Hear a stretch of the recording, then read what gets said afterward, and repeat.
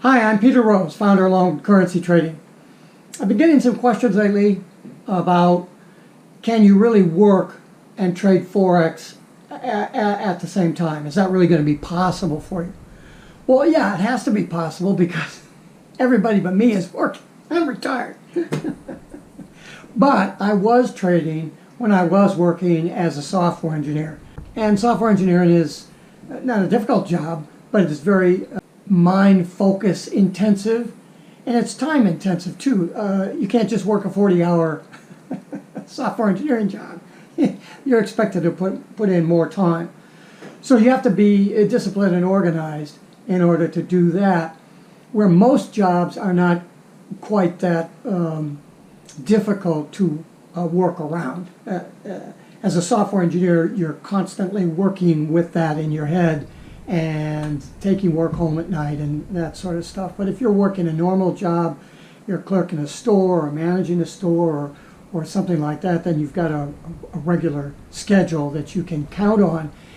And that sets you up for planning ahead for what you're going to do.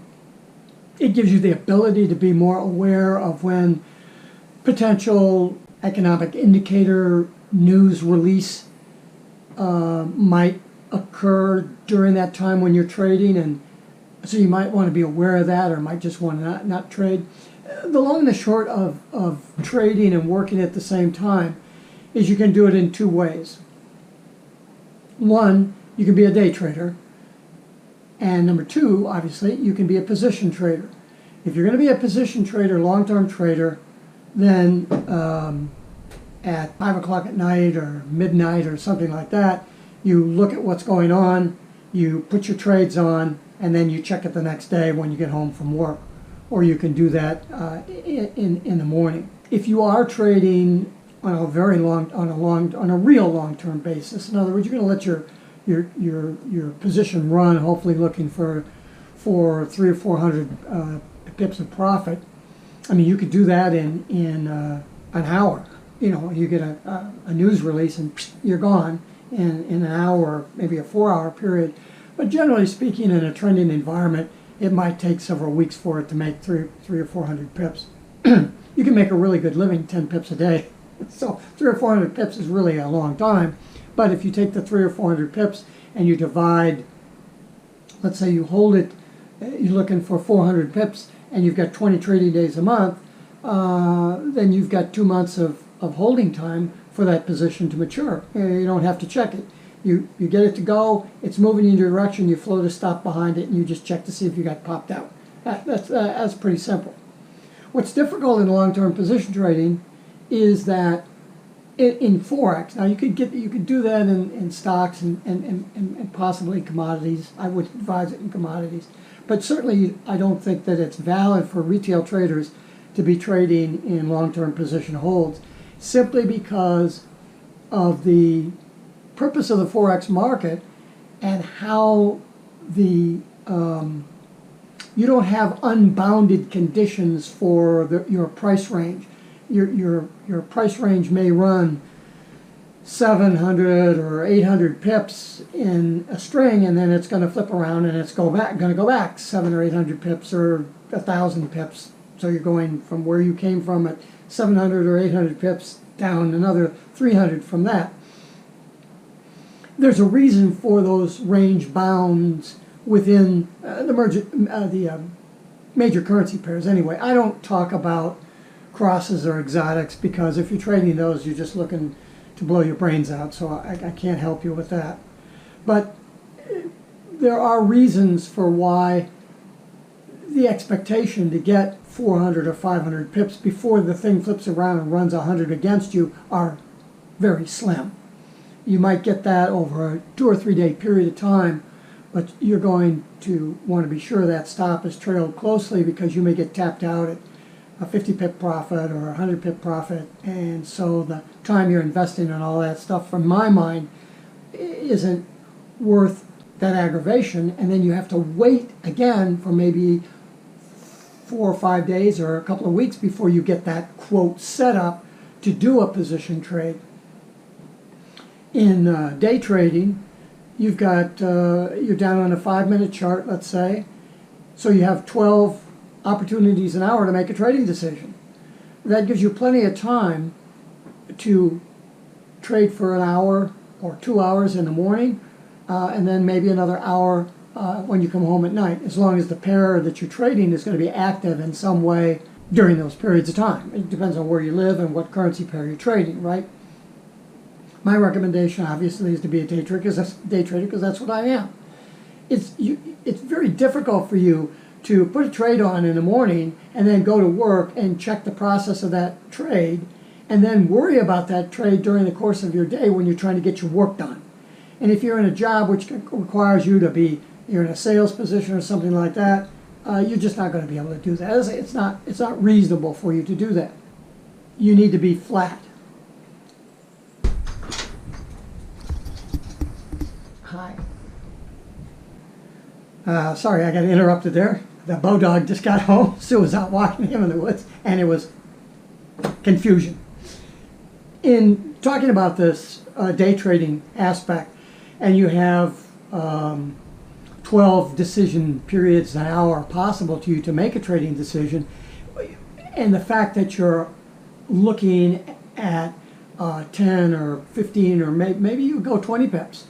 I mean, it's certainly on a currency pair that has the ability to have some velocity behind it based on order flow, you could get 20 pips.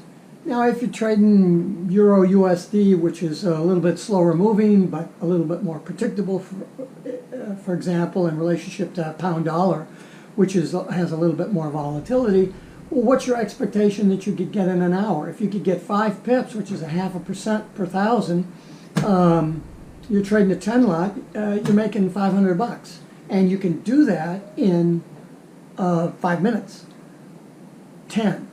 If you get your entry analysis right, so that you're in there when that thing is gonna burp and take a rush at you, so that you can grab those 5 pips or 8 pips or 12 pips or whatever you're going to be able to get. Remember, you're day trading, so you don't need to sit there all day. That's not the point of it. You see a lot of people out there that say they're day traders, and the only criteria that they're saying that they're day trader is that they're flat at the end of the day. But they're there at the screen for 10 hours. Do you have 10 hours that you can be at the screen? You can't listen to what they're telling you about entry analysis based on you're going to have that trade run all day. I don't want to sit there all day. You can't sit there all day because you're working. So the question really becomes, can you get 5 or 8 pips in an hour? And the answer to that is I got 12 chances an hour to do that. So if I have 2 hours to trade, I've got 24 opportunities to say, okay, I could get 5 pips. Now,